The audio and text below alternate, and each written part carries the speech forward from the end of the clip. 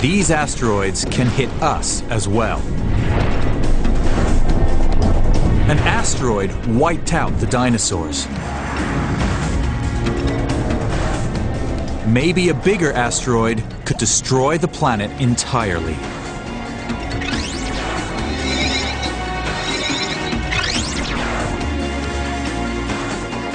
Meteor Crater, Arizona.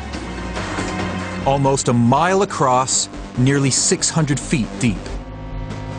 Today, science can reconstruct what happened here thousands of years ago. Dr. Dan Durda, planetary scientist. You wouldn't want to be standing here 50,000 years ago. This iron meteorite, about the size of a small office building or so, it's made out of stainless steel from space. It's about to strike the desert with an impact energy of somewhere between 1 and 10 megatons. And it's that energy that's going to excavate and open up this crater behind me, which is nearly a mile across. The impact ultimately devastated an area the size of New York City, with 600 times the power of the Hiroshima bomb. And that was small. 65 million years ago, a real monster struck. It was 6 miles across. Sat on the ground, it would outtop Everest by half a mile.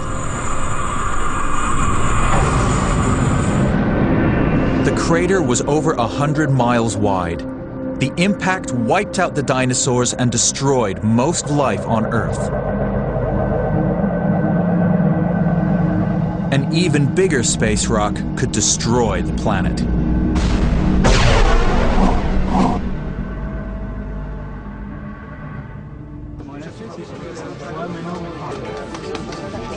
We're already developing technologies to protect against future impacts.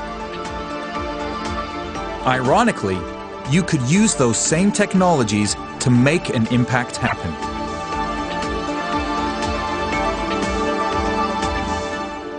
One approach is to hover a space probe near the asteroid.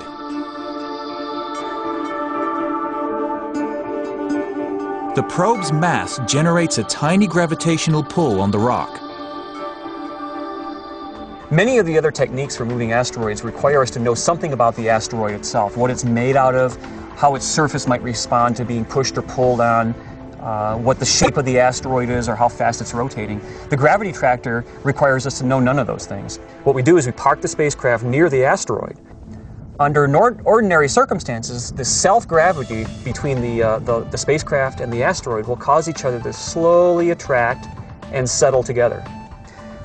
In the case of the gravity tractor, however, we use the ion thrusters on the spacecraft, and these are common thrusters. We fly them in space already, so there's not much new technology needed. Rather than having the thrusters impinge on the asteroid, we cant them off to the side so they don't actually push on the asteroid. Under normal circumstances, that would cause the spacecraft to tend to accelerate away, but in this case, the self-gravity between the spacecraft and the asteroid keeps the two glued together, and as the spacecraft slowly accelerates away, is now going to tug and pull the asteroid along with it, using gravity as the tow line. Over time, that can change the asteroid's course enough to miss the Earth, or to guarantee a hit. Another protection technology that we could use is a technique called solar sublimation. This diverts an asteroid or comet using nothing more than sunlight. To demonstrate the effect, Durda starts by building a homemade comet. Some fraction of near-Earth objects are comets, so let's examine what comets are made of. Let's actually make a comet. Take some soil, add dry ice, then water, and some chocolate. We'll put in a few percent of organic material into our comet. And of course, in the outermost solar system, there's a little bit of ammonia here and there. We'll let that be represented by this ammonia cleaner. And let's see if we can pack this up and make ourselves a little comet nucleus. A magnifying lens completes the apparatus. If one were to actually focus the light from the sun onto the surface, one could cause some of that water to vaporize away, and just like on this comet nucleus, the jetting action of those evaporating gases act a little bit like little artificial rocket motors attached to the object. And over time, they really do cause it to be pushed slightly off course. The power of sunlight alone is enough to divert a space rock onto a collision course with Earth. But solar sublimation may not be effective on an object big enough to pulverize our planet.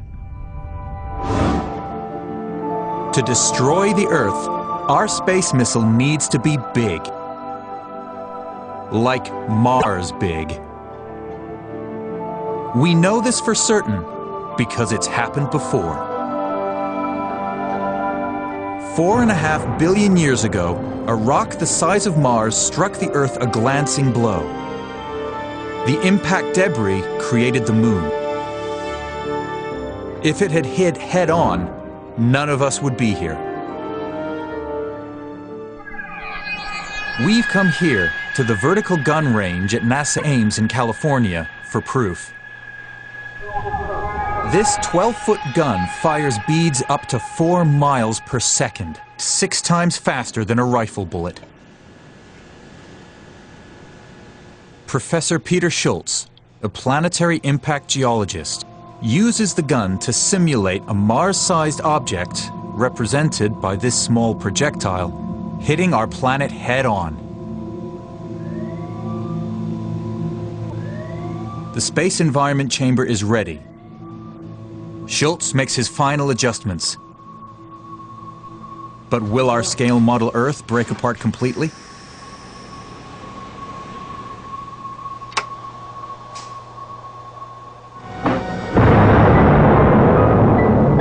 That's just glorious disaster. There's nothing left. A head-on strike, destruction guaranteed. So the things that destroy an object is going to be a combination of the size of the object, the speed of the object, and the angle. The lower the angle, the less likely it'll completely bust it apart. So to really destroy the Earth, you need something that's humongous and needs to hit straight on. Now we know what it takes to use an impact to destroy planet Earth. Asteroids and comets are just too small. We need to move something the size of a planet onto a collision course. That's a level of technology we won't be reaching anytime soon.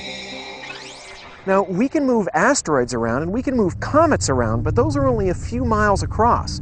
The problem here is that we need something really big. Mars is about 1/3 of the size of the Earth, and even that hitting the Earth won't destroy it. We would need something almost as big as the Earth itself, something like Venus. And even then, we just don't have the technology to be able to move something that big with that kind of precision to aim it at the Earth and blow it up. Destroying the Earth with a space rock just isn't gonna happen. Perhaps the killer punch won't come from space, but from right here on Earth.